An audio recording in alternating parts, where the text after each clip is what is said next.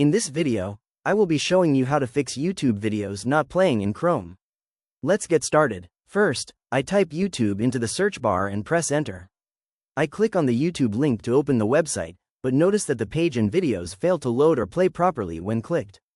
To fix this issue, I click on the three dots icon in the top right corner of Google Chrome to open the menu, then click on Settings. In the left menu, I select Privacy and Security. Next, I click on Delete Browsing Data. In the pop-up window, I make sure the time range is set to all time, then click on the Delete Data button at the bottom right to clear the browser cache and cookies. Once cleared, I navigate back to the main settings page. Next, I head back to the top right three dots menu and select Extensions, then click on Manage Extensions.